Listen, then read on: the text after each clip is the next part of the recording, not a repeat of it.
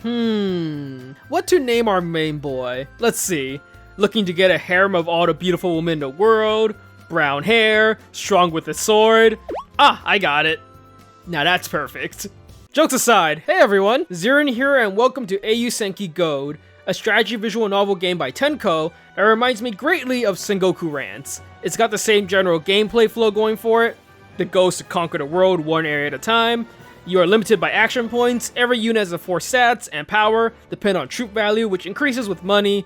With that said, Eiyuu Senki Gold is still its own game and does a few things differently, which entirely depend on the player, might be a plus or a minus. The main draw to the story is, of course, watching the main character run around, recruiting and banging all the female versions of historical and mythological figures into his army. Before I get into talking about the game itself, I want to first mention that everything I will say about Gold also applies to the original Eiyuu Senki, and that is because Gold is basically an updated alternate version to Eiyuu Senki.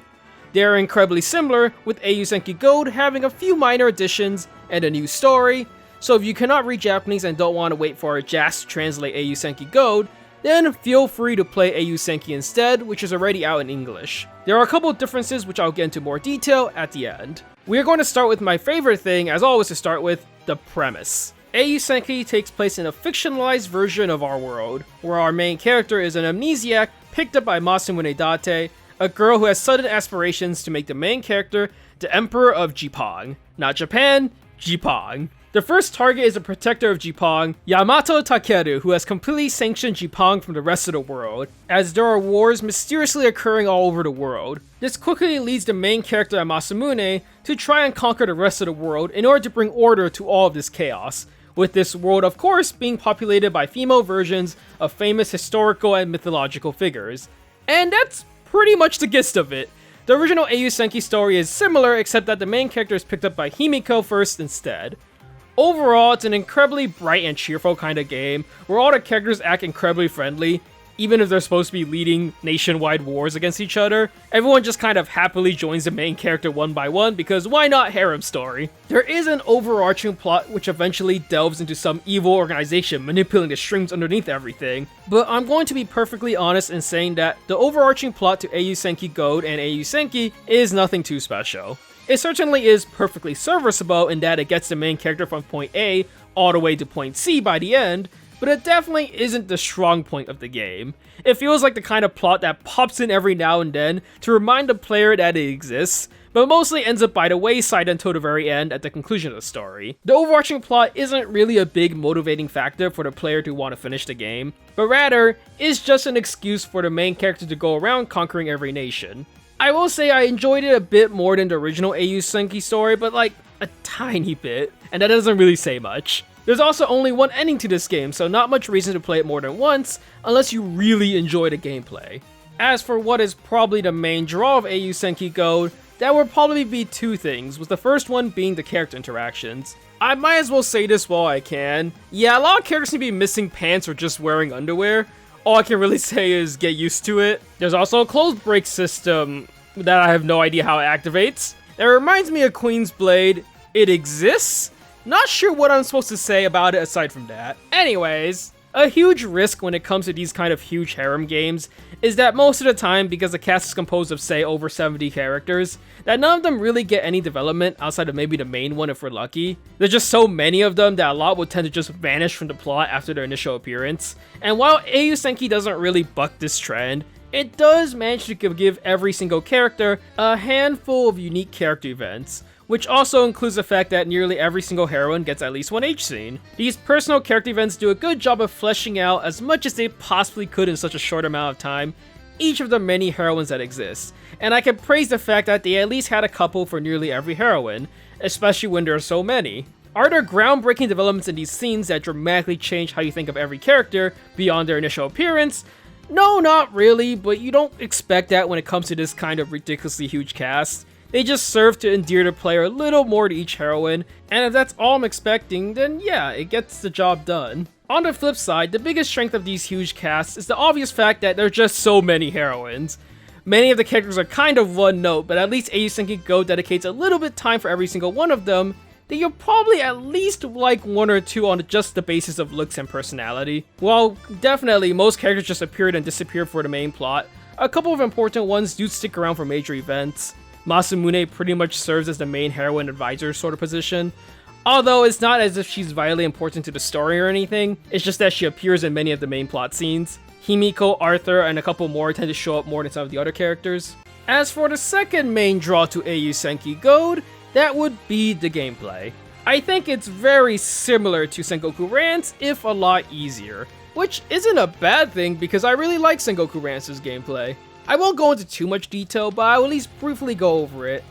As I mentioned at the very beginning, it's a classic conquer the world type of game. You're given 2 actions per turn to do an event that leads to a battle, recruiting a character, getting resources, increasing relationships, progressing the story, or a combination of these. Just by going through the main story, you'll eventually get up to 4 action points. Every character you crew has 4 stats: strength, defense, speed, and luck, which again is very similar to Rance and functions similarly. The damage each character does is based on troop size, stats, and class, with troops costing money to increase and replenish, and classes being good against other ones. The characters can participate in 1 battle per turn, and you can equip items onto each character. New to Eiyuu Senki Gold is that there is a blacksmith that lets you combine items, and that's about it. Pretty simple, right? As for where it is more unique and probably the most exciting part is how battles work. Battles take place in a grid system, however, instead of just having a front line or a back line, every unit has their own unique attack ranges, and you have to actively move around the battlefield to try and position your units against the enemies. Outside of every character's basic attack, each one has 1 or 2 special moves that take up your energy bar, which fills up during the battle to do a super action. While it's pretty simple, it is decently fun and very easy to get into. Since I'm comparing it a lot to Sengoku Rance for obvious reasons, I figured I might as well answer the question on whether it has better gameplay than Sengoku Rance or not. And I think that depends on the players themselves. I will say I enjoyed Sengoku Rance more, because I feel like Eiyuu Senki is just a little too lenient compared to Sengoku Rance. While I played through Sengoku Rance a ton of times to do pretty much everything I possibly could, Eiyuu Senki Gold I only went through once. Mostly because the game only really has one ending, and you can pretty much do everything you could possibly want to on a single playthrough. As far as I know, unlike Sengoku Rance, which has a constant ticking timer, Eiyuu Senki Gold is perfectly content to wait until you want to continue with the game, giving you ample time to go through every event. Even if all you do is pass turns to accumulate money, as long as you do at least one event, nothing happens. The only time enemies will actively attack you is if you are at war with an enemy, and even when at war, they will only send 1 enemy squad at you, which is incredibly easy to deal with. Between every area completion, you are then given infinite time to again do whatever you want. Every character is recruitable in a single playthrough, and you will end up getting everyone no matter what. In fact, I think it's required, but don't quote me on that. The only reason you want to do a second playthrough is to play Eiyuu Senki Gold on a harder difficulty, which doesn't seem as appealing when you're playing through the exact same story again, beat for beat. The last thing I'm going to mention before getting into the differences between Eiyuu Senki Gold and the original Eiyuu Senki is the presentation of the game. Eiyuu Senki is a very cheery game, and as reflected by just how bright and colorful everything is. The sprite that represents every character on the battlefield is detailed and nice, with each having their own attack sprites as well. Every character, when you click on them in the unit select screen, has several different cute responses, and even a little bounce. I will say the music is solid, they have plenty of tracks in the game, and even varied ones depending on which location you are at. Every track feels pretty appropriate for whatever scene they're trying to portray. It's just that none of it really stood out to me or is something I plan on listening to outside of the game. Again, I'm not the best at explaining music, so I'll let everything you've been listening to in the background speak for itself. Finally, let's talk about the differences between Eiyuu Senki Gold and the original Eiyuu Senki release that's already translated. Before I get into the nitty gritty of it, if you are curious as to what the relationship is in one sentence, Eiyuu Senki Gold is essentially an updated version of Eiyuu Senki with a new story. So let's get into the differences and similarities. First off, they pretty much have entirely the same cast with a few new characters, and by few I mean like 5 to 6, which isn't much when you consider the original already had like 80 characters. There's a new story to the game as well, although as I mentioned at the beginning, I think the overarching plot for both games is just kind of in the background anyways. While equipment was already present in the original, both the blacksmith character and the idea of item fusion is new in Eiyuu Senki Gold, where you can take 2 items you own and turn them into a new one.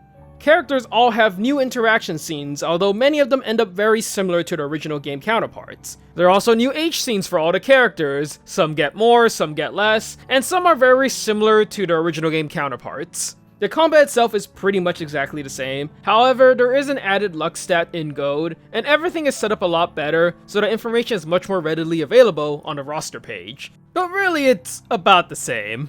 Every character's sprite and portrait is one-to-one copy from the original game, however, there are balance changes to the characters. I do not have a running list of the changes, nor do I think it would be fun to list them out, but stuff like Achilles, instead of being mega broken, is now just sorta broken. For reference, I think Achilles was so strong that she could nearly solo the entire game on her own during the original one, and now she isn't quite that busted. There are of course different battles and challenges, but I think that's actually about it. Overall, Eiyuu Senki Gold is a better version of Eiyuu Senki, but not by that much. In my opinion, I think you should place Eiyuu Senki Gold over the original, but if you can't read Japanese and aren't willing to wait for the jazz translation to come out, then Eiyuu Senki is a fine experience as well. Now, if you already did play Eiyuu Senki and are wondering if you should get into Gold, that depends entirely on how much you enjoyed the original game. While the story is technically different, it is pretty much a background plot, and if you played the first game, it's on the same level. In fact, the plot itself is very similar. Because the characters have the exact same sprites, models, portraits, and personality, it feels like even though it's a new story, everyone acts exactly the same as they had in the previous game. Many characters have the exact same relationships between each other as in the previous game as well. After playing both games, I can say that Eiyuu Senki Gold felt like I just played Eiyuu Senki again, but with better balancing when it comes to the combat. So if you really enjoyed Eiyuu Senki's gameplay, Gold is definitely just more of that. The best way I could put it is that Gold feels like a second route to the original Eiyuu Senki. So even though you have the exact same characters, there's a new plot this time around. Normally, when I talk about visual novel games, or really any game with characters as a priority, I like to talk about my favorite ones. In Eiyuu Senki Gold, there are a couple that I think are cool. Columbus is chill, I like Blackbeard when she isn't a cat, Tutankhamun is cute. No one really sticks out, however, which again just comes to the kind of game this is. Main character doesn't really have any personality either, he's just a nice guy, and that's about it.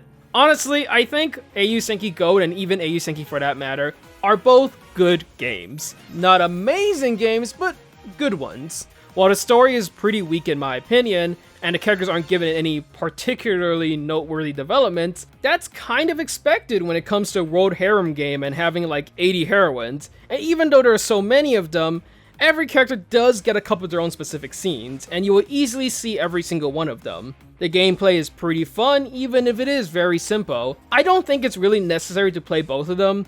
Just pick Gold if you can, the original if you can't. But if you really enjoyed the game, then go ahead and play both. It isn't one of my favorite games, but it was still fun to play. And that's good enough for me to say, give it a shot if you liked what you saw here. If you enjoyed my look at Eiyuu Senki Gold, the like button is there as always. Subscribe button is there if you want to support the channel. Notification all buttons if you want to know when my next video comes out. The usual as always. Here are 2 more of my videos on the left and my Twitter in case you want to see what I'm up to in between videos. Anyhow, I'll see you next time.